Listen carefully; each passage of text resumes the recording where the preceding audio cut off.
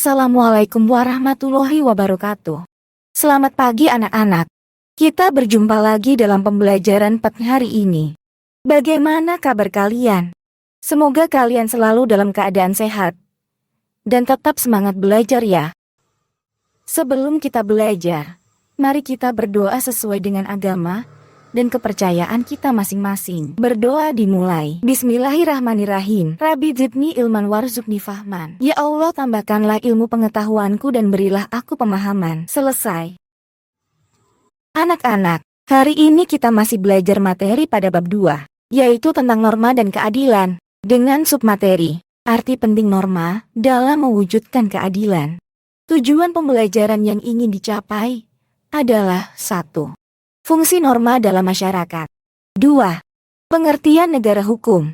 3. Fungsi norma hukum. 4. Pengertian keadilan. Nah anak-anak, mari kita membahasnya satu persatu.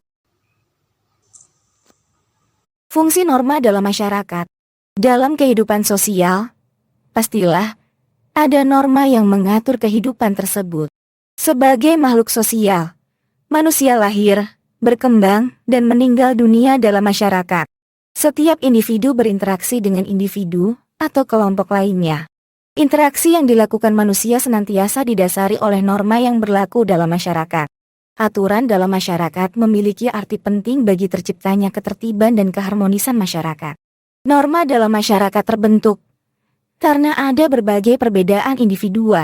Sebagai makhluk individu, manusia memiliki kepribadian, kepentingan, keinginan, tujuan hidup yang berbeda satu dengan yang lain. Agar segala perbedaan tersebut tidak menimbulkan perpecahan dan ketidaktertiban dalam masyarakat, dibuatlah peraturan atau norma. Fungsi aturan atau norma dalam masyarakat antara lain: pedoman dalam bertingkah laku. Norma memuat aturan tingkah laku masyarakat dalam pergaulan sosial. 2. Menjaga kerukunan anggota masyarakat. Norma mengatur agar perbedaan dalam masyarakat tidak menimbulkan kekacauan atau ketidaktertiban. 3. Sistem pengendalian sosial. Tingkah laku anggota masyarakat diawasi dan dikendalikan oleh aturan yang berlaku. Pengertian negara hukum. Pasal 1 ayat 3 Undang-Undang Dasar Negara RI tahun 1945 menyatakan bahwa negara Indonesia adalah negara hukum. Apa yang dimaksud dengan negara hukum? Pelajari beberapa pendapat berikut. 1. Negara hukum adalah negara yang mendasarkan segala sesuatu baik tindakan maupun pembentukan lembaga negara pada hukum tertulis atau tidak tertulis. 2. Menurut V. Disey, negara hukum mengandung 3 unsur berikut ini. Supremacy of law. Dalam arti tidak boleh ada kesewenang-wenangan, sehingga seseorang warga harus dihukum jika melanggar hukum. B. Equality before of law. Setiap orang sama di depan hukum tanpa melihat status dan kedudukannya, baik bagi rakyat maupun pejabat. C. Human rights. Diakui dan dijaminnya hak-hak asasi manusia dalam undang-undang atau keputusan pengadilan. Jaminan Undang-Undang Dasar Negara RI tahun 1945 bahwa Indonesia sebagai negara hukum dapat ditemukan dalam pasal 1 ayat 3 dan pasal 27 ayat 1 yang berbunyi, segala warga negara bersamaan kedudukannya di dalam hukum dan pemerintahan, dan wajib menjunjung hukum dan pemerintahan itu dengan tidak ada kecualinya. Fungsi norma hukum. Norma hukum memiliki sifat mengatur dan memaksa dengan tujuan untuk menciptakan keadilan dalam kehidupan bermasyarakat, berbangsa, dan bernegara. Keadilan diwujudkan dengan terlindunginya hak-hak warga negara dan adanya hukuman yang tegas dan nyata terhadap anggota masyarakat yang melanggar norma hukum. Demi tegaknya keadilan, anggota masyarakat yang melanggar norma hukum harus dihukum karena perbuatan yang dilakukan telah merugikan dan merampas hak-hak anggota masyarakat lainnya. Secara garis besarnya fungsi norma hukum adalah sebagai berikut. 1. Fungsi hukum memberikan pengesahan atau legitimasi terhadap apa yang berlaku dalam masyarakat. 2. Fungsi hukum sebagai alat rekayasa masyarakat. 3. Fungsi hukum sebagai sarana pembentukan masyarakat, khususnya sarana pembangunan. 4. Fungsi hukum sebagai senjata dalam konflik sosial.